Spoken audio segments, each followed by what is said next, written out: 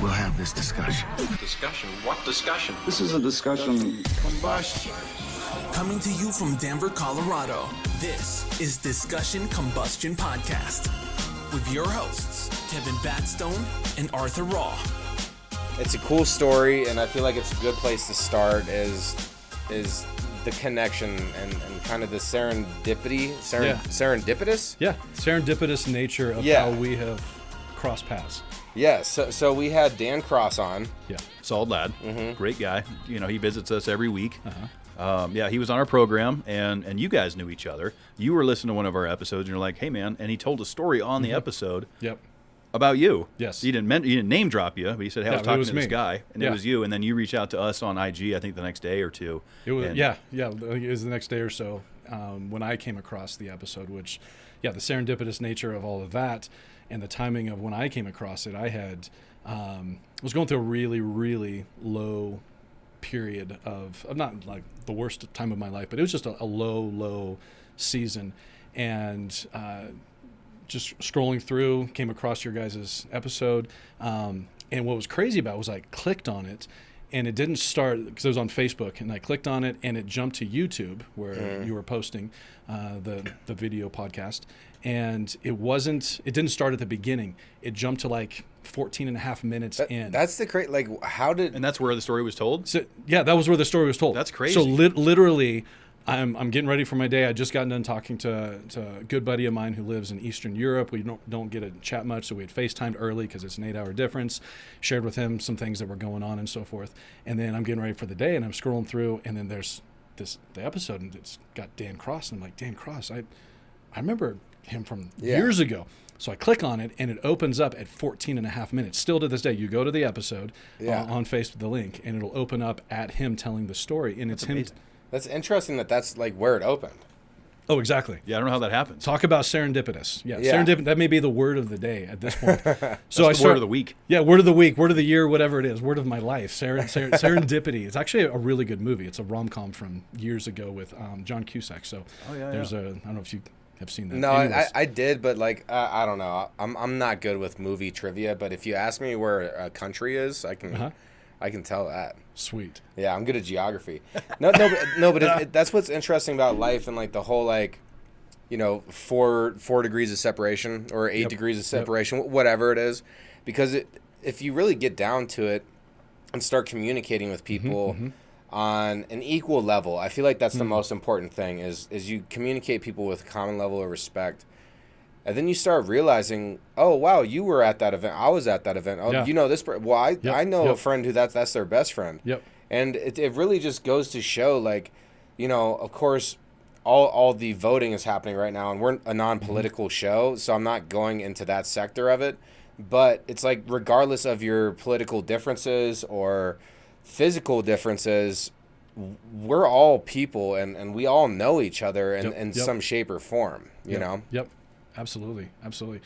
So to be able to open this up and hear him, because I remember him and I getting together for coffee, and to hear him start sharing this story, which was related to one of the darkest seasons of his life. And, the stuff that he had shared on that episode and so forth. That was what he had actually reached out to me about, because somehow somebody had connected him with me and so forth.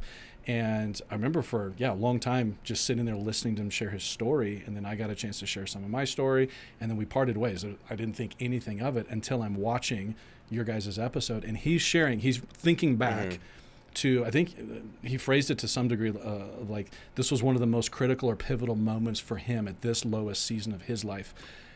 And that thing that he remembered was me having this conversation with him and listening to his story. And that in that moment, as I'm sitting with this incredibly low moment of my own life in the season that I was in, to be affirmed in that way, it was the perfect thing that I actually fell to my knees and started weeping. It was just one of those, I'm broken. I can't believe this. This is exactly what I need right now. And so I had to reach out to you guys. And so sure enough, I reached out on Instagram. I tried finding you guys on your website and couldn't navigate something on there. And so I found you on Instagram, messaged. You contacted him, messaged me back. When you sent me his phone number, I still had his phone number in my phone. I guess we had swapped phone numbers 5 years ago. And so I contacted him. We grabbed coffee that afternoon, and I got to share with him what had happened, and we got to catch up, and it was just one of those incredibly amazing serendipitous moments that I will look at for the rest of my life as one of those pivotal. I needed that in that moment to keep me moving forward, to remind me of who I am and remind me of really what matters the most, especially when things are falling apart and you're wondering what good is going to come from X, Y, or Z. So yeah, you guys were part of brokering that unintentionally, and yet, yeah, we've been able to hang out since. And so I mean, that meant a lot to us. I mean, I'll let you take that, but when we got that message, it meant so much to us. Yeah, too, it did. man. Yeah. Anytime that you can impact, unintentionally even, just having a conversation with somebody that somebody else heard, the serendipitous moment that we've been talking about, bringing people back together that maybe haven't connected in a bit, or life-changing experiences. Yeah. It's incredible. I mean, I think it always reinforces or reiterates why we do what we do. Absolutely. And it's always kind of humbling, to know, hey, we're just a couple of guys sitting around a table drinking beers that could potentially be bringing people together. Absolutely. Cheers to that. Yeah, cheers. Great to have you. Cheers. Good stuff for sure, man. And I'm glad you reached out because, you've obviously become a good, good friend. Yeah. And it's good to have you here across the table now. Absolutely. So. Absolutely. Yeah, and it's crazy because you have to let go a little bit in life to start seeing what really matters. Yeah. And it's kind of an oxymoronic statement. Like you have to allow things to happen without trying so much. Yeah. And it's a hard balance to find, but then like those kind of moments will happen. Like from my perspective, when we got that message and we were reading it, Kevin got to it first, and he was telling me about it, and he's like, dude, this shit's crazy. And I started reading it, and I'm just like, it kind of pulls on my heartstrings because it was meant, it's just, everything means so much. And especially in my perspective, growing older and maturing more, like I'm understanding how big the little moments are. And to have that sort of moment happen to where you can reconnect with somebody at your low point that you helped at their low point, and then you went to the same coffee shop as well. And then another guy showed up. Yeah, another guy that I know unplanned. while we were meeting. Yeah. He walks in, I was like, Brandon, good to see you. And he was going through his own kind of life change crisis sort of moment. So he perfect sat down, timing. we got to share with him, and I took pictures to memorialize it for myself and whatnot. But it was just like, yeah, how crazy is this that you have these 7 degrees of separation from Kevin Bacon is like the Hollywood, every actor is somehow connected with Kevin Bacon. But in this sort of a situation, it's like, yeah, you never know who is going to connect with who and impact who and how this is going to lead to that. And I think what it emphasizes more than anything else, and what I've been kind of rolling around in, is how powerful the moment that you're in actually is. So often we live for something down the road, or we're living for something in the past. I accomplished this, or this broke me, or there's something I'm hoping for. But there's something about being present in the now. What is this? Like even right now, here we are. We have no idea what's going to transpire as a result of this conversation, and yet I'm present, you're present, and what are we going to do to make the most of this? It's so easy to either look too far ahead or always be looking back. There's something about now that's powerful that I think we lose sight of. That's a good point. I'm glad you bring that up because, I mean, I was always one of those guys that was always looking ahead. Where am I going next week, next month? And when you start to get busy and your schedule fills up a bit, it's hard to think about those things. Yeah. And it kind of, humbled me and grounded me into a way of going, well, what do I got to do today? Absolutely. Because today is what matters, right? Tomorrow's never promised, right? I mean, get hit by a bus, something could happen, whatever. Today, maximizing the results from today and enjoying the experiences that could come from it. Sometimes it's cliche. We're going to have some bad days, of course. It's hard to stay positive 100% of the time. But I really try to practice that mindset now. Day when I get out of the bed, okay, what do I need to do today before I get home again? Yeah. Right? And let me enjoy that. Yep. You don't know who you're going to bump into. You don't know who you're going to, maybe have an amazing conversation with. It really is. The universe tends to unfold as it should. I believe in that. Is there coincidences? Maybe that plays into it, but I kind of look at that. The universe unfolds as it should, and you get what you get back what you put out. So the vibes you put into the universe, they're going to come back around. Some people don't believe in that. Some people call it karma. And some people don't have a good karma bank, and they're just their luck is not good. And that's just the road they have to walk. But I think it's a good perspective to really enjoy the 24 hours that we're given each day. Absolutely. So I got a question for you guys. You're usually maybe Yeah, asking please. the No, we questions. love that. I love when the guest brings a question. What's something you learned today? As you look back on today, we were towards the end of the day. What's something you learned today? For today, one of my main lessons is that if I don't have marijuana in my system, I get extremely testy. and I know that's kind of like a silly thing to talk about, like in the bigger picture of things, but I'm a daily user. Like I usually eat some every single day. But I wasn't getting like this in Phoenix. I don't know. I guess it's like, it's a constant reminder. Okay. Yeah, no, I found the meaningful thing is, what we were just talking about, I know how to appreciate the now, but I have to constantly remind myself of that.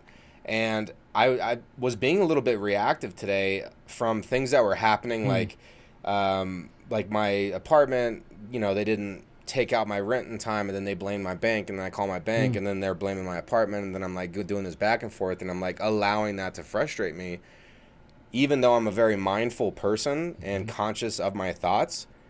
We're all susceptible to react. And I guess I was a little weak today because I was like getting a little like, I need to do some push-ups. Like I was getting like a little fired up. And so I guess that's a great lesson, but it's not a new lesson, but that you have to stay vigilant and you have to continue to try to walk that line, find your balance every single day, because it's always going to be a test. Every day is a test, and it's not always going to be the same test, but if you're consistent with yourself and aware of that, like I even caught myself a couple times, like just take a couple deep breaths right now, because I could like tell that I was like getting frustrated, like why am I testy right now? So that's my lesson for today is that, regardless of how much time I've spent in the past thinking about my thoughts and doing my very best to be proactive and less reactive, I'm still susceptible to it. Yeah. And is that healthy? Like, is that healthy for me to vent the ways that I did today? Like, probably not. And so that's what I'm going to take away from my day is like lessons that I already know, but that I need to keep practicing. Because you can know anything, but if you're not consistent and dedicated to that, and you're not practicing on it daily, then it doesn't matter. Like, it's going to fall apart. Just like if you don't maintain your car and change the oil, it's going to stop running. So that's what I feel like was for me today. Good. That's good stuff. That's a good question. Yeah. That is a great question. I was kind of thinking what happened today. There were some things, but I think, my big takeaway from today was I learned exactly how to time when the green light drops when you're getting on 225 from Parker Road. Because I've been doing this every Wednesday when I come to the studio. That's my route. And I've been like, I got to get this timed, right? There's a rhythm to it. And it does. Cars in front of you do depend on that a little bit. But second gear, 2,400 RPMs, full send. I learned that I can time that thing perfectly, and that makes me happy because that's just fun. That's just good fun. Yeah. What I love about that is you had something like very like almost like meta ethereal as it relates to my response in life and so forth. And here you are just trying to time out the green light, getting onto 225. Yes, welcome to Discussion Combustion. Absolutely. And I think that's what I love about it. And that's a question that I've asked a number of people so many different times, because I think I'm a lifelong learner, and in a lot of the work that I've done and that I continue to do, it's about helping people see themselves as lifelong learners and so forth. To be able to humbly enter every single day and say, I don't have it all figured out. I've got something figured out, which keeps me going in the day. But there's always something to learn, something to improve in. We fail at stuff. I see that more as trial and error and so forth. But it can be the big things, little things, everything in between. But if we're always hungry to learn and always hungry to grow, man, you never know where that's actually going to take you. And I think that's actually how we better ourselves in an intentional way, is even reflecting on some of those things and going, what's tomorrow going to look like differently? Yeah. Can you get it faster tomorrow than you did today? Yes. Absolutely. We can always shave a couple tenths off a lap time, whatever it's going to be out using racing terminology. analogy, of course. But yeah, I like looking at life through a little bit of like analogies and sports metaphors. That's kind of how I like to look at things. Like I'm like, man, I might have screwed up here, but we still got 3 downs left to convert. Yeah. If we're using football analogies, or we're only 1 lap down the race, we can get back on the lead lap. Yep. That's how I like to look at things. Maybe not in the moment because I'm pissed. Maybe I'm throwing my coat around. Maybe I'm just having a moment. Yeah. But I always remind myself, again, going on that 24-hour, we have today. How can we make today the best we can? We got to get the best result we can in this race. Let's focus on the prize. Absolutely. And that's just kind of the way I look at it. Yeah. Well, and also it's like life is happening at this very moment. Like what you were saying, you've said a lot of deep, impactful things that I can tell that where your headspace is at normally is a place that is like considerate and conscious, right? Like it's not like you're not reacting to life. I could tell that about your personality, and that is a compliment because not too many people are like that, and we all can see the people who are extremely reactive to life. Yeah, and to live in the present. And I'm not going to dive too deep in it, but like I feel like I am a completely recovered addict on the substance that held me down the most. Yeah. Like not recovering, but recovered. And one of the things that helped me the most was appreciating the now. Like, you're waking up in the morning, you're brushing your teeth. Like, wow, it feels so good to take care of my dental hygiene and appreciate that moment. Or, I really like when I dry off from the shower. I do it in the shower because I'm a hairy man, and so that keeps all the hair from like it stays in the tub area, so it doesn't dirty up my bathroom. And like I appreciate that moment. But whatever your little moment is in the present, like that's life. That is life, and the more that we can remind ourselves of that, because it's so easy to get lost in the past, like you said, people trying to live for the past, live for an ex, or live for an old memory, or like maybe they were the fucking captain of the football team and like my glory days, or like you're too busy looking forward to like, I need to accomplish this. And it's great to have goals, but you still have to appreciate the journey. Yeah. So I love that question. I love what you were talking about prior to that question. What did you learn today? Man, I think one of the things, twofold. One comes from kind of a very technical thing. So I've been into photography for well over 20 years as kind of a side hobby and side gig thing, and now doing it more and more as a career, so to speak, and adding now video to that. So I got my drone license, and today I did a project doing like a real estate walkthrough, because that's something I want to add to my repertoire of services I can provide. So I've got my drone license, and so I'm doing some drone stuff around the house, and I'm figuring out some new moves and whatnot. And then I've got a new piece of equipment called a gimbal that I can use, attach my camera to it, so you can walk around and it stays balanced. Everything stays level, and so I'm learning some. So is that a gimbal or like a gyroscope? It's a gyroscope within the tool itself is called a gimbal, but it has a gyroscope in it that you balance. So there's 3 axes that the camera sits on, so that as you're moving, it stays perfectly level as you're walking around. It creates this really cool effect. So when you're doing like a real estate walkthrough, or like in movies and so forth, and you're seeing, oftentimes when you're watching a TV show, it's actually bumping around, and that's actually an effect. But when you want a smooth effect, you have a gimbal that the camera's attached to. Oh, super cool. I like that. Yeah, so I'm learning new equipment and learning, these tools and so forth. And so today I didn't technically make any money. Yeah. So there was no money exchange for the work that I was doing, but everything that I was doing was with an eye towards using this service in order to make money and expand my business and so forth. So I think that's the lesson I want to walk away with, is days like today, you can get to the end of the day and feel like, man, what did I really do? If your metrics for success or failure are based upon a dollar amount. Did I make this? Did I acquire this? Whatever else it is. But it's seeing the big picture and going, no, this is a part of that process. And so today, I definitely did some really good work, and it's going to pay off down the road, even though there's not a increase in my bank account. If anything, there's a Yeah. decrease from buying the equipment or anything like Oh, that. yeah. But it's like Any to make money, entrepreneur- you got to spend money. I mean, that's just Oh, yeah. that's the way that it goes. So, Yeah. so I think that was and that's not necessarily a new lesson, but maybe a reinforced lesson that I've had to sit with a lot is making, a lot of life changes I've experienced in the last year or so. And you don't necessarily see the dividends immediately for the work that you put in. Mm-hmm. But I think there's so many spaces in life where you got to trust the process and trust I'm working, I'm grinding, I'm doing this with an eye towards a month down the road, 2 months down the road, 6 months down the road. It's going to pay off, whatever that payoff is. Sometimes You it's don't money. know You don't know what it sometimes. is. Yep. You don't know what and it's then going all to of be. a sudden you're like, holy shit, that Yeah. worked out. But you believe in it. Obviously, it's something you're passionate about. Yeah. And you're going to put the time and the money into it. Just like, kind of the same thing here. Absolutely. Kevin O'Leary, I love Kevin O'Leary. I listen to him for a lot of investing advice. But one of the things that he says is if you're not starting to profit, after X amount of time, it's just a hobby. Yeah. And I can understand that to an extent.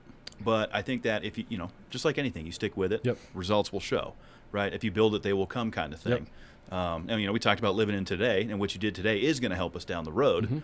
That is, that's going to be the end result in your mind's eye down the line. Yep. But hey, today I went out there, I got, some experience. We built some stuff that added to the portfolio. I think that's kind of the same way we look at our catalog of episodes. Every Absolutely. week, some perform better than others, whatever. Maybe some pay less, pay more.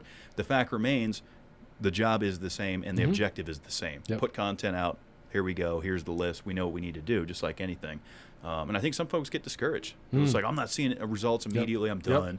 I'm going to try something else, and they jump around, whatever. Right? Everyone's going to view it differently, but consistency, I think, is the takeaway I see. Yeah. I remember you guys saying you started your first episode was like on a phone. Yes. And I'm guessing the quality was probably, I've not gone back. Maybe I should go back and watch that first episode. Is that even? Can we even find episode 1? Like, So it was audio is only. that anywhere? It was only audio. We weren't video until somewhere around 40, 50 or somewhere in there. right around 50. But it was literally recorded on a phone. Just hit record. And Art and I were sitting just like we are now, and it didn't sound very good at the end.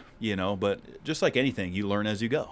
Until you jump in, climb in the ring, you don't know if you can box, kind Absolutely. of thing. So I think that applies to a lot of things in life. Yeah. If you're passionate enough about it, you're going to give it a go. Yeah. So I'm curious, as you guys have gone through that process, were there any fears along the way that perhaps tempted you to give up or to hold back or to not try something? What was that process like for you guys as you went from that audio recording on the phone to this, a studio with more than 5 listeners? You just said you passed a pretty significant threshold and so forth. I'm curious, along the way, what were some fears that you guys had to encounter and face and conquer? That's a great question. I'll take this one, Art. I'll start it off at least. I think coming out of the gate, just speaking, what's going to offend people, right? Because we are a very open show, and we have open conversations, and sometimes things come out that are very real opinions, but some people might take them out of context. And seeing some of the cancel culture, because when we stepped into this, that was a big thing. Can't say this, don't touch that. And I never wanted, I always wanted this show to be very organic and real for me. Yeah. I wanted to show up and be me, not play characters, not steer away from certain things. A few exceptions there, but I think that was a big fear. And then obviously, going from audio to video, then you got to get used to looking at yourself every week, things like that. I think just normal stuff, just getting used to kind of how show business works a little bit. And then the hate mail started coming in. I think those were probably my 3 takeaways that were good learning opportunities for sure to just keep sending it. Yeah. Yeah, I mean, it was necessary for me to have this project in my life, and I've told this story before, not to you, but Kevin was the one pushing it. He was like, we need to start a podcast, and we need to get on this thing before it gets too crowded or whatever, and I want to do it with you. And I was on the fence for a long time. I don't want to put anybody down. I want everybody to live their happiest life, but my current relationship at that time consumed a lot of my time, and I was also still using opiates at that time as well. So if you go back and listen to DCPC, like, I got sober within these 3 years, and like you can tell listening back on some of the episodes, there's like a different you. My voice is deeper. I probably, my eyes are a little more glazed. So for me, the challenge was allowing myself to have the time to create again, because I always used to make music. But I knew that would drive a wedge into my relationship with my significant other at the time. So that was a big challenge for me, but I was depressed. Like, I knew I needed to have an outlet. Yeah. And then it was also, like, I tried to lie about my sobriety for a long time, because I wanted to get there, but I wasn't. Yeah. And doing the podcast really started to hold me accountable, because I would listen to it, and if I was to inspire somebody, which I hope that continues to happen, who am I if I'm fake about it? Yeah. Right? So those were my biggest challenges, was that it was going to test my relationship, which that relationship did end, and I was also going to have to take the final leap of being true to what I was saying. Like, I lied for a long time, and then I remember the episode where I came clean, and I was like, I started the episode off like that. I was like, look, I slipped up a bunch of times. Like, I've taken it a bunch of times. And once I did that, it kind of set me free. And so, like, with those challenges, like, I felt like I could finally be myself again. Yeah. But the best version of myself that I always knew I could be, but never actually met that standard. So it was difficult. It was. Arguments, explaining, you know, trying to not, because I'll be like, Wednesday nights, like, I can't get doped up. Like, it was started to become too important. Yeah. It was more important than me when people listen and it's affecting them. And if people are inspired or whatever by it, like, it's, who am I if I'm being fake and disingenuous? So I guess one of my biggest challenges was being authentic. And owning that. And doing those things, and, you know, being single now, like, being my own man, and like, it's hard to put it into words, but my main thing about all that is, and you got some good questions, Dan, but it's like, if you really want to make a change in your life, and I'm just going to go to the camera on this one, if you really want to do something that's big, it's not going to be easy. And you have to show up every single fucking day. Like, I used to talk to Kevin about, like, how I got to put my armor on every day, dog. Because, like, even today, like, I'll still think about, like, oh, you know, it might feel good to, like, have a couple, but I don't. And it's that battle. Like, are you willing to commit? Like, so whatever your project, if it's taking pictures, it's, you know, getting better at flying drones, getting the right licensing, and, like, investing in yourself, like, that's not easy things to accomplish. Like, you actually go into a deficit with your money, but, like, your happiness is obtained, and that's more important than money. We'll get another check, you know? You don't get today back, and you don't get your character back. So it's like, I don't know, man. I could really go off on that for a while, because it means so much to me, like, in a sense, and I could tear up a little bit, but I feel like this project helps save me, dog. Absolutely. I really do. Absolutely. Yeah. What I hear you sharing is the fear of being the authentic and true you, and not just because I think it's one thing to be authentic. It's another thing to be vulnerable about that authenticity, because anybody can be authentic. I can be authentic about the most surface level stuff. But if I really want to go deep and I really want to allow others to see underneath, that takes vulnerability, and that is hard. And I'm sitting here looking at you, and I'm resonating because this whole season of my own life right now is learning that same thing. The fear of vulnerability has kept me from doing the things that I've wanted to do, and has kept me doing the things that I ultimately didn't want to do. Because I thought that's what everybody else expected of me. And I've done a lot of reflecting. I've done a lot of now writing of poetry, of all things, reflecting on this idea of what I call the veneered life. Veneer, like this table right here is, I just tapped it. There's probably noises that are coming as a result of that. It's okay. That's okay. But it's not real. It's veneer. It looks like wood, but underneath there's something hollow, something different. And I think that's perhaps one of the greatest challenges that so many in our culture face is living the veneered life, putting on a front. We see this on social media or going to work or the neighbors, keeping up with the Joneses, different ways that we phrase this. But underneath there is a true self, an authentic self.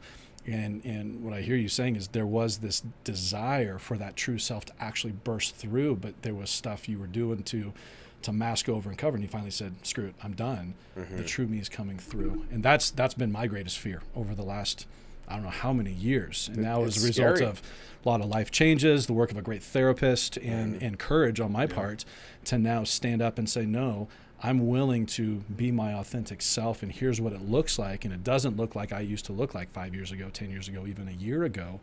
But man, that's scary to pull back the curtain and say, here I am. All the flaws and everything else in between. That's a scary, scary thing.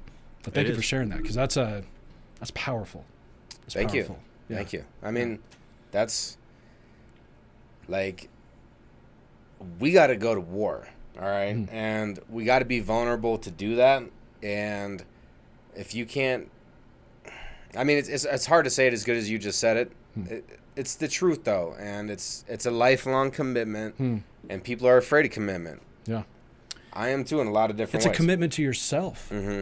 It's a commitment to yourself to say, I actually love myself, I value myself, I am worth it, and I really don't care what other people think, because I matter, I'm valuable, and I'm going to value myself. So true. Yeah. And it's a long, cold, hard road to get to that mentality. And a lot of folks don't get there. Yep. Drugs, alcohol, what have you. I mean, I've been tempted with a lot of that too. Anger management I overcame and still work through at times.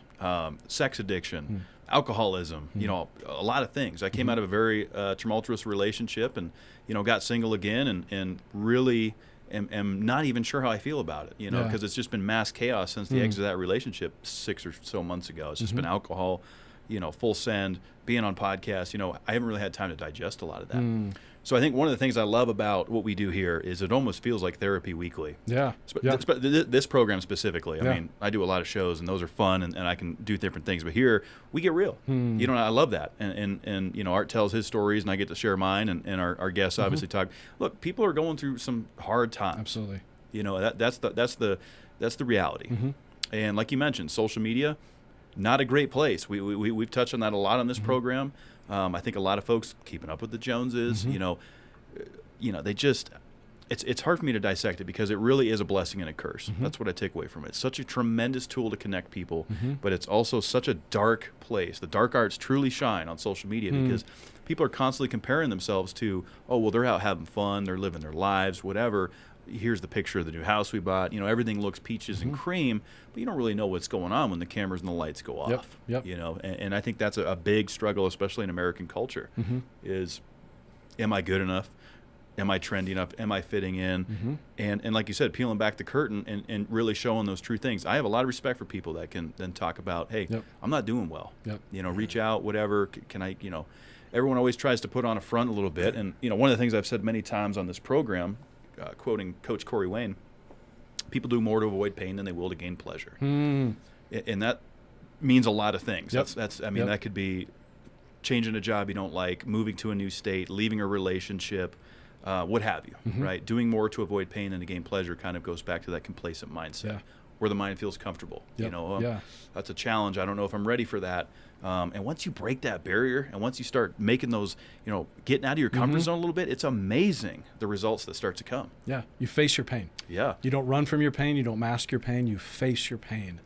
And I can tell you that's actually a phrase that I've sat with a lot because I've had to face my own pain this last year, going through divorce, changing career, leaving an entire industry that I've been a part of, educated for, found a lot of success in, but through all of these major changes, came to realize there was stuff that I needed to deal with in my own life. I just alluded to it a moment ago that going through therapy. 2.5 years ago when I first started going to therapy, it was one of the scariest things because I'd been around people that had been in it. I'd encouraged people to go in it, but I'd never gone to it myself. And I remember my first session with Ben, my therapist, and just nervous as all get out because I'm like, he's going to be mad at me. He's going to be angry at me. No, I was met with somebody who was empathetic and understanding and trained professionally to be able to sit with somebody in their pain And now just had a session with him 2 days ago. We still meet and go through that stuff. And it has been one of the most painful things to face myself, to actually look myself in the mirror, and then to dig and to go back in my story and understand how I became the way that I became. But it's through that painful, slow, methodical, intentional process of facing my own pain that I've been able to recognize who I am and go, yeah, I don't like that. Or other people don't like that. They don't need that. And how can I heal that? Or how can I get rid of that and become something different? It has been one of the greatest things. And I would just encourage anybody to seek out whatever help. And even if you can't, because it's not cheap. And I'm grateful that I've been able to afford it. But even having friends, having 3 bearded dudes sitting around a table, impromptu happenstance therapy. This is beautiful. It's the life on life, facing each other, looking in each other's eyes, breathing the same air, going, I hear you. I want to be heard. I hear you. Let's all let's see where we go. And no, this is not professional therapy, but yeah, this is therapeutic in some ways because we're able to encourage, be encouraged, resonate, empathize, all of those things. It's so powerful, but it's so easy to run from. It's so easy to just scroll through and not just compare yourself with what you see, but just to be caught up in meaningless activities that don't actually heal the wounds or don't actually satisfy the longings that we have. Absolutely. But there's something about this life on life, living life together dynamic that is powerful if you're willing to enter into it with others. Yeah. It adds, like you said, the value piece. It, does this add value to my life? That's the way I kind of analyze some things. Yeah. And not everything will. I mean, we still have to go through the motions at times and do things that we don't want to do. Mm-hmm. But what adds value to our lives? These kind of experiences, experiencing new things, traveling, meeting new people, whatever, sharing stories. I think all those things collectively under an umbrella really add to a happy lifestyle. Yeah. And I think a lot of folks, I don't want to say everybody, have lost touch with that a little bit. COVID didn't help. Yeah. We were locked up for year and a half, 2 years. Yep. And Zoom became the norm and just kind of hiding, and staying in your PJs and not taking care of ourselves. A lot of those things I think really have contributed to the mental health. America was, and the world was already in a rough place mentally going into COVID, right? We already had a lot of social issues. We already had a lot of things going on, a lot of division, a lot of hate, a lot of dark things, and then we lock everybody up for a while. And now we're coming out of that, and I think people are really struggling. And I think now more than ever, these kind of moments mean a lot. Yep. It's incredible, even when we're not on mics and just meeting people live action. It's amazing how far it goes just to have a conversation with someone for 10, 15 minutes, to let them be heard. Yep. Share their story a little bit and show them some, just give them some time and interact with them a little bit. Dignify them in some ways. Yeah, absolutely. You're worth being paid attention to. Yes, because everybody is. Yeah. Nobody's better than anybody. Everybody's got a story to tell. Yep. Your income level doesn't matter, race, religion, what have you. Everybody has an equal voice. I believe it. And that's how I try to approach things. Yeah. Now, there's days where I have bad days, and I might want to yell at someone when I have road rage and call them an idiot or an asshole or, maybe rubbing's racing on the highway. But, the fact remains, I think it goes a long way. Oh, it definitely does. And honestly, if you're not willing to commit to going the long distance, then you're going to fall short. And that is something that is a tough pill to swallow, and that's why I'm saying it multiple times, because I said it earlier on this episode. But you have to literally commit to yourself, like, I'm going to fucking do this, even if I'm uncomfortable. Like sharing my stuff on here, and like I've always been an emotional talker to like where if I'm really passionate, like I'll tear up, and like I used to get extremely insecure about that. I still do. Yeah. But I know at this point in my life that me being complacent is a slow death. Yeah. Like I have to make myself uncomfortable in order to actually live and experience life. And by putting myself in situations that I would normally talk myself out of, or curving emotions that I really feel like I have a passion for and not sharing it because I might tear up about it on the air, that is actually a form of weakness to me now, is avoiding being uncomfortable. Like I highly suggest everybody to get uncomfortable with life, or else you're just going to be on your deathbed like, what did I do? Like, where is the excitement in living if you know exactly what's going to happen all the time? Like, you have to do something different. Even the most successful person, their circumstances have changed. They're now successful. So you can't keep applying the same methodology to what got you successful, because now your circumstances are changed. Now you have to change your mentality and constantly do that. And the consciousness wants a comfortable, complacent, easygoing life. But like, we have to challenge our own thought process in order to even grow. And then once we have grown, we have to challenge it again. And it goes until you die. Yeah. And like, that's where my mind is at with a lot of this stuff now.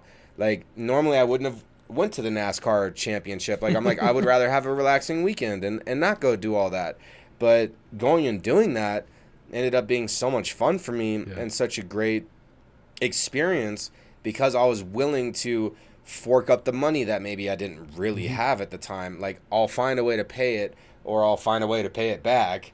You know what I'm saying? So, but it's like, it's so important, because once you become super complacent in life, and then you start spending all this time on the Black Mirror, aka your social media, aka YouTube, or your Netflix, your TV, like, you are taking away from your own experience.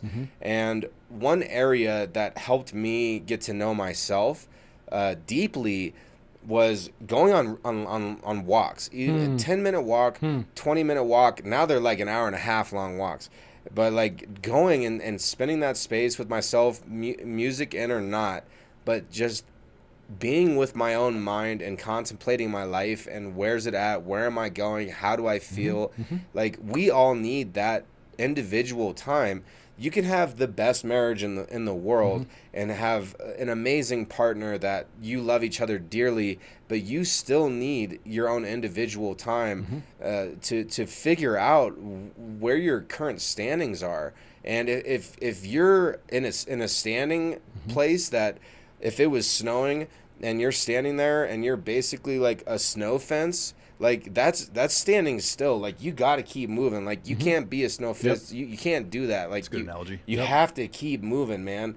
And it's a challenge, and it can be daunting, and good. It should be. It shouldn't be easy.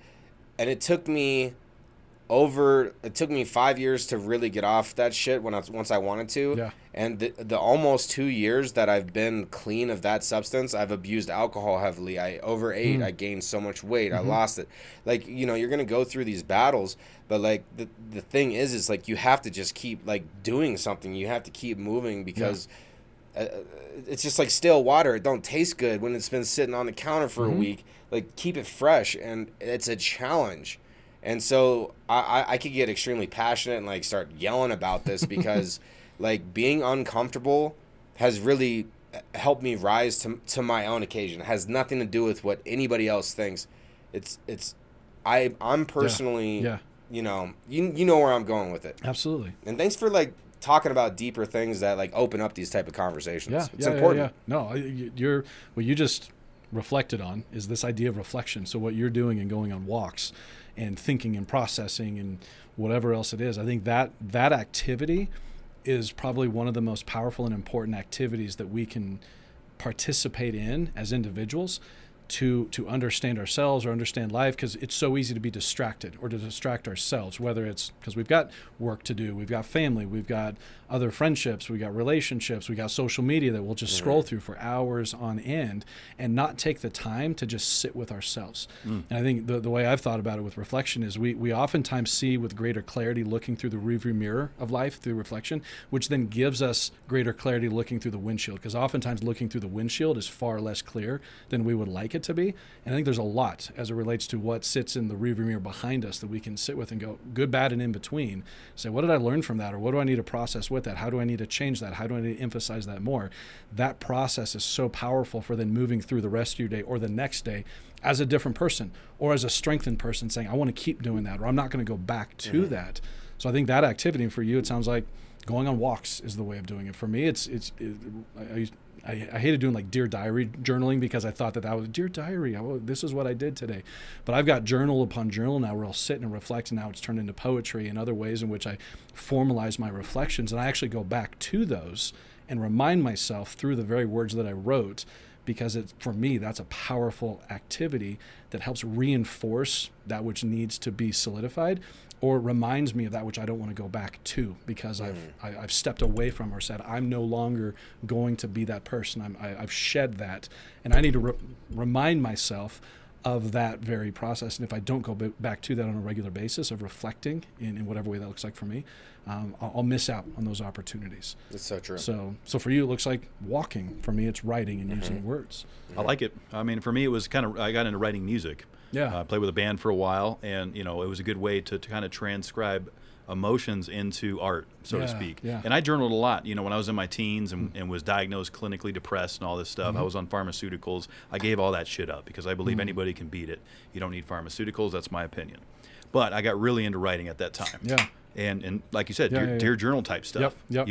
Here's the date. Here's what happened today. I mean, I even scripted, I think, when I lost my virginity. Like, I was doing all that kind of stuff, And that was a good learning point for me because I was in therapy at that time, and just being able to, even being young, when you're young, what do you really know? You haven't lived yet. But at the same time, I learned that expressing emotion is important. And that's what it taught me. Yeah. And then people do it different ways. Some people do it, like you said, writing poetry, music for us, whatever the case may be. You got to get that emotion out, I feel like. It's easy to cover it up with drugs and alcohol, but we all have to face the music at some point and kind of look at face the pain. Face the pain. And it's tough. I mean, it's easy to sit here and say, hey, anyone can do it, because you can. Anyone can go own it at any moment. Yep.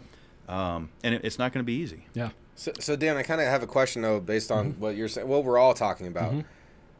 For the people out there that don't have a social group, that don't have a family that cares for them, that can't afford to go into therapy, like, what would you suggest? And they're struggling. Like, how do you get through that darkness when you're truly alone? Like, what do you think about that? Man, that's a good question. That's an incredible question.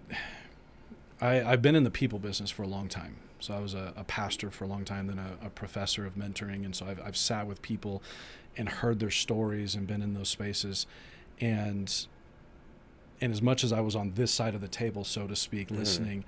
It wasn't until I finally not just found myself in a dark place or found myself going through difficulty, but found myself owning that I needed to address me and I needed to own me. I think if there literally is nobody to talk to, and I don't want to say that it's impossible, because I believe it. I've been in those spaces and I've been around enough people to know that there are many people who literally don't have that friend or don't have a family member. I think there's a way in which you can sit with yourself and honestly write it out, scream it out, whatever else it is. Find a way to express it, because that's, I think, perhaps the first step. Find a way of expressing what it is that is internal. Now, obviously, we've got to find appropriate ways to do that. Don't go on like destroy your local, your neighbor's house, something like that. We need to be reasonable. But find some way of expressing that. And I would challenge anybody who says, I have nobody to talk to, I would ask them to test that assumption. Is it the security guard at the building that you work at that always says hi and is friendly? Is it that neighbor next to you that you've never been willing to invite them over and say, I'd like to just get to know you? Maybe you need to take that initiative. Maybe nobody's taking that initiative with you, but I don't believe that any one person truly has nobody to talk to. And so if you're willing and courageous, consider where that person may be. Maybe it is a physical neighbor. Maybe it's a coworker. Maybe it is an estranged family member that maybe through patching something up, you're able to recognize. I've got my own story with one of my brothers, and for a number of years, we weren't very close. And over the last couple of years, man, we've gotten closer. We've got a very specific reason as to why we weren't close, and yet now we just chatted with him for an hour this last week, and it's one of the most beautiful things that for 8 years I didn't know if I'd ever have a relationship with my brother Mike. Wow. And yet here I am, and he and I have become incredibly close over the last couple of years. And I love calling him up and hearing about his day and vice versa. So I would test that assumption that somebody doesn't have anybody to talk to. I think those would be the two things I would suggest. Find a way to express that, because bottling it up is not going to be healthy. So find a healthy way to express.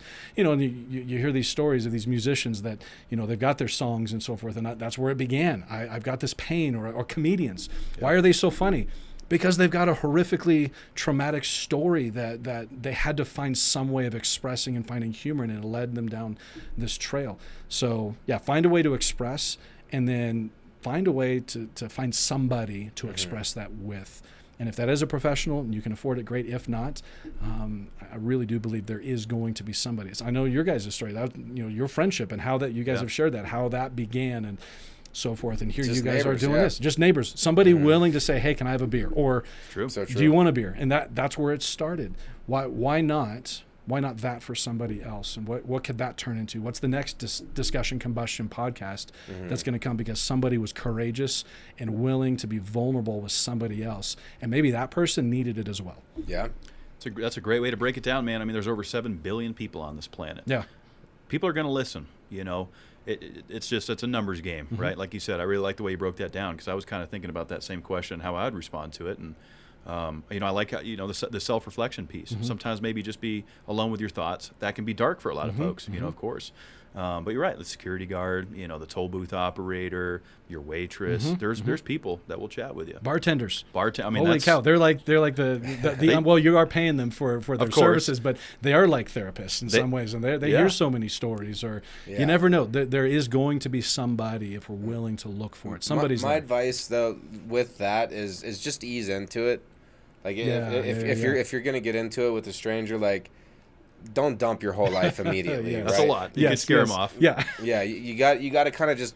The checkout line at King Soopers. Hey, how's your day going? Yeah. Get to know them. Yeah. Maybe on your second or third visit, you let a little bit more out. You know, and I feel it's really important in a conversation to be, because everybody wants to feel heard. Yep.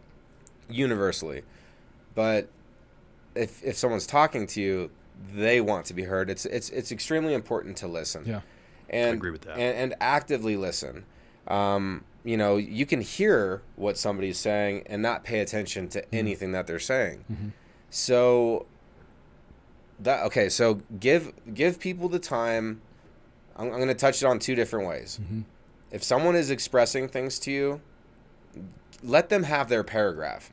And what I mean by that is, when I have a point that I'm really passionate about, it's going to take me 1 or 2 paragraphs to fully encapsulate that, to let you know how it is.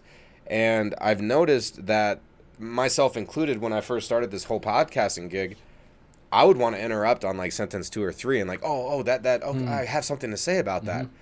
But I wasn't actively listening when I was doing that. So it's like, shut up and listen to people actually talk. And then if you're able to do that, then people will feel more comfortable when it's your turn to talk. And it's good to, like, when you reply back, make sure that you say something that actually pertains to what they were talking about. I'm not naming any names, but in my last relationship, I really tried hard to make this thing work. Like, I love the girl, and I didn't feel listened to all the time. She was definitely there in a lot of ways, so I'm not bus rolling, but I do feel like there was moments where I would really go into depth on something I'm passionate about and like why I do something a certain way. And then when I was hungry and desperate for that, like, confirmation that you listened to me, I would get something that had nothing to do with what I was just talking about. And that's extremely frustrating, especially when you're trying to be vulnerable. So it goes 2 ways. Like, you need to be uncomfortable. You have to be willing to get uncomfortable enough to be vulnerable and expose yourself. But then you also have to be diligent enough to listen to somebody be uncomfortable and expose themselves. And if you can't, you have to be able to do both of those if you want a meaningful conversation. It's a 2-way street. Absolutely it is. Yeah, absolutely it is. And it's a respect thing too. I mean, if you're taking the time to listen to somebody, the respect should be mutual for to go the other way, of course. Everybody needs to be heard. And repetition is a mother of skill. Some people maybe aren't great at it. But you don't know until you get out there and do it and repetitively do it. And I think that's why it's good to, I'm not saying you got to go out and go to every, networking event or, go make friends with everyone at King Soopers. But, if maybe, somebody is a little bit recluse or a homebody, or introvert, as some would word it, start slow. And I have a lot of respect. I've interacted with a lot of people like, well, this is new to me. I've never done this. I'm getting out of my comfort zone. And it's amazing to see the results that will come from it. Yeah. Yeah, even just have like 5 questions in your back pocket. Or in going into an interaction with somebody with the mindset, I'm going to be the one asking the questions. What does that mean? I'm going to be listening too. I'm not looking for an opportunity to share all my stories, because everybody's also got 5 stories in their back pocket that they're looking for an opportunity to put those on the table in a one-up sort of a fashion. That's sometimes what we do. But if you go into an interaction with questions in a posture of curiosity, that's going to open up the other person, and it's going to let them know I actually care about you. And so back to the question about what would you do if you've got nobody around? Yeah, grow in the skill of asking good questions of other people, and grow in the skill of listening. And I guarantee you will have friends. You will have people that will want to be around you, because everybody wants to be heard today. Everybody wants to be heard. Everybody has a story. And if you're the one that's willing to lead with asking the questions, I guarantee you're going to find yourself having people around you that want to spend time with you. Not necessarily because you're great and of yourself, but because you're actually willing to humble yourself enough to say, I value you, and you matter more than me right now. And I believe that also gets reciprocated. So if you start posturing yourself in that way towards others, that gets exemplified, and other people all of a sudden going to start asking you questions. And then now what do you have? You've got a friendship, you've got relationships, and you've got opportunities to sharpen and challenge and encourage and all of that stuff. So yeah, if you don't have anybody, be the one that's willing to start that process and see what happens. Be an active listener. And Kevin, I'll actually give you credit, man. I feel like that's one of the things that really helped our relationship flourish was, and to anybody that knows you, is you're an amazing listener, man. Thanks, man. Like, no, you do though. You listen, and it's just wild, man. Because like in this world of technology, this is an emotional episode for me. So that's just how it is. Bring it. But here for you. In this world of technology where you have all of these thoughts that are just put out there constantly, and everyone has an opinion, but no one's actually like talking to, like, you're not in the same room as these people. Like, it's a facade. It's the veneer that you're talking about. It's time to get uncomfortable and like shut up, listen to people actively, and then also buck up and expose yourself. I mean, I feel so much more free when I can put it on the line, and I'm like, I don't care what people think. I don't care how they look at me. I put it on the line, and I did that today, and I have today once, going back to living in the present, and no one can take that from me. And I'm gonna battle tomorrow, and I'm gonna fight the next day with myself. Like it's an internal battle. And so I know that there's some layers there, but yeah, Kevin, I don't know if like it would be the same. Like you're one of the best listeners I've ever met. Thanks, brother. For sure. I mean, I've always been a curious person. I like to listen to people. Yeah. I think that's kind of what segued into us doing podcasting, of course. I like to hear people's stories, and I like to be heard too, of course. But I like to know what's going on in the world, all around.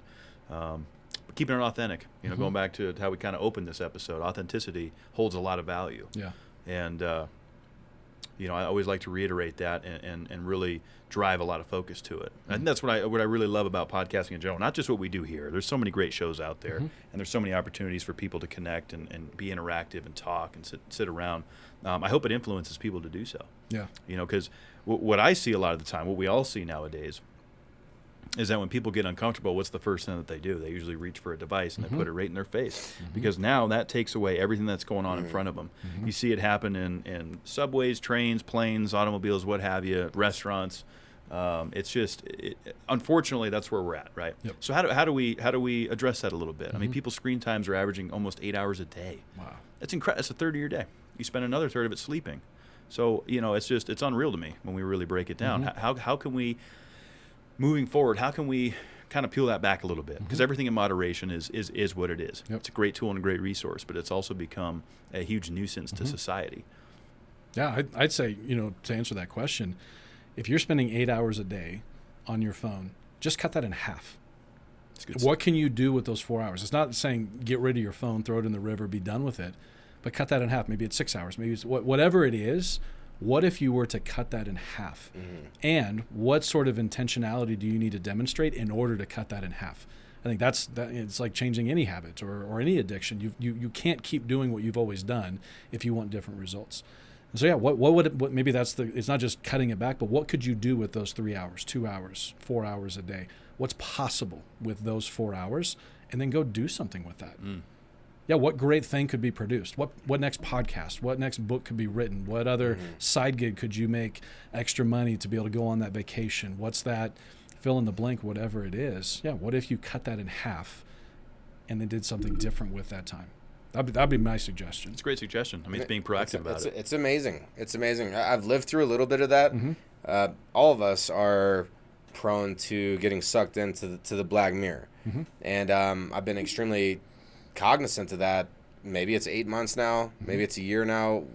I've been doing it for a long time. And I think about that. I'll start scrolling. I'm like, what does this mean to me?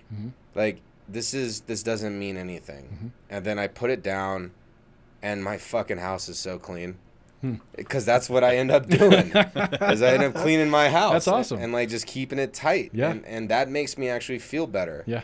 I feel like this whole episode is full of so many gems and being authentic and how to kind of make it through the weeds. And the weeds continue to grow. So we have to always remember that. But if you can give everybody just one piece of advice, like the most important piece of advice to help everybody be better tomorrow, what would that be, Dan? Man, I appreciate that question. And it's a phrase that I've used a lot in my work with others, and then I finally held the mirror up to myself, and I've been facing this, and it's this: who you are matters more than what you do. Who you are matters more than what you do. Your identity is not your activity. There's so much that we get caught up in: our work, our families, our hobbies, our skills, or lack thereof, and we easily adopt a sense of identity around our activity. But there's so much more to us. I think it relates to what we've talked about, pulling back the veneer. I am, fill in the blank, whatever that is. I am a dad. I've got 3 teenagers. And yet being a dad is not the only thing, the truest thing about me. I am bald. I mean, my kids remind me of that. Or I've got, I started going bald basically back in high school and so forth. It's a characteristic, but it is not who I am. And yet it's so easy to, Dan's just this or that. So whatever that characteristic, whatever the activity, whatever the skill, it's so easy to think of ourselves only through that lens. But there is something far deeper than that. And so, yeah, what is that thing? What are those things that anchor you? Our activity is not our identity. So who you are matters more than what you do. That would be my. I like that, Dan. That's a good one. You got me even thinking about that, because sometimes people, when I introduce myself for the first time, what do you do? What are you into? Oh, I'm a podcaster. Yeah. I'm a NASCAR fan. But maybe I'm more than that. I mean, realistically, yes, but that's typically how I start out. Yep. Basic conversations. Oh, this is what I do for work. I'm a podcaster, NASCAR fan, whatever. There's more to it. Yep. There's way more to it than that. And I like that. That one's going to resonate with me. I'm going to think about that one. No, it's definitely good. These are some of my favorite episodes where, because we have a lot of fun and do some bantering, drinking, talking shit, and it's good to have some real conversation that actually has depth and breaks the stereotype. All right, because everyone gets stereotyped regardless of your sex, your whatever gender you identify as, whatever race you are, whatever job you have. Like, there's all these stereotypes in life, and we get stereotyped all the time, and it feels good to be able to like put it out here like this, to where it's like, nah, this is some real shit, and like, we're not playing around. This is therapy to me, and I'm so grateful to have such an emotionally intellectual person across the table who can see the impact of the substance of a conversation. Yeah. So like, I got to give you major props there. You've already been in our wheelhouse for a little bit, and that's going to continue. Yeah. It's a life for now. Yeah. I hope you're prepared for that. I just live 10 minutes from here, so whenever you need a stand-in, I'd be glad to keep the conversation going. And I don't know if it'd be, I brought one of my poems with me. Please. And if I would be allowed to read it. Oh, this is terrific. This is the first. As an act of vulnerability, because this is we would love that, man. This is, Take it away, Dan. as I shared a lot of the reflection, but I think in light of what we've talked about, you asked me for what would be my parting word. Maybe this is it, because I think this relates to this piece of authenticity and vulnerability we've been talking about. But this is called the right way. There is a path that many have set out to follow, but after some steps got scared from how narrow, this path becomes the further you travel along its rarefied ground. Its appearance enticing from a distance, but up close little outer appeal can be found. Those that fail to walk this path long give up and stand to the side, mocking and jeering at those who got further than they did with their courageous strides. The further one travels this life-giving path, the more will be hurled at them from insecure anti-empaths. But beauty abounds along this unorthodox way. The further you go, the more you actually want to stay. Despite its challenges and the painful loneliness on some days, listen now, as there are things we can learn from those who walk upon this integrous way. First comes self-awareness and humility, a combination of qualities that few find the courage to embody, because they require so much of one who takes their first steps towards integrity. To see oneself as they truly are means being honest about shortcomings and faults, and facing the internal parts that often lead lesser persons to give up on this way, because facing and addressing one's internal self is the key to navigating this challenging path and circumventing the tempting obstacles that entice one to compromise in even the smallest of ways, which tragically disqualifies them from finding satisfaction at the end of the day. Next comes patience and endurance, which provide complementing strength to those navigating the nuanced contours and directions the path unexpectedly takes. Opportunities abound to take shortcuts towards prosperity and popularity by deceiving and demeaning anyone and anything that will lead to their personal gain. Their cowardice is revealed as they cower and hide, as they are tempted by honesty, transparency, and vulnerability, but rather choose selfish pride, which leads them to prefer a lesser life of short-term pleasure but long-term pain, and regret as they look back on what could have been gained had they patiently endured the better life, the good life, the elusive life that is measured not by appearances, but rather the substantive conviction that only comes by standing tall and proud despite the pressure to follow the shallow crowd. This is often a lonely path, so one must also be content with themselves, for themselves, rather than desperately grasp for the affirmation and validation of others who prefer the veneered life over a real life of settled peace and prosperity that doesn't necessarily include lots of money, but instead finds bounty in the quality of relationships and the sort of life marked by freely giving to others with no expectation of return, because generosity and love and humility and patience and endurance beget the sort of life that builds true community marked by diversity and unity. This creates a magnetic pull that draws the best out of us if we are willing to bravely navigate together down this path, building a different sort of future and destiny that we are proud to hand to future generations that we may never meet, but who we should love dearly and have an obligation to, because they are our legacy. And despite all its challenges, of this I am sure, that not one person who walks this integrous way ever regrets that they did it the right way. Wow. Yeah, no, that deserves. That was. I got a little teary-eyed on that one, brother. That was good, man. Thanks. That was Some real fantastic. shit. That was very, very, very great. I appreciate you sharing that with us. And Thanks. I always appreciate good poet. I wrote some poetry and back in high school, and that was fantastic. Thanks, man. I love it. I I really felt the energy behind it, the mission, the statement. That was terrific.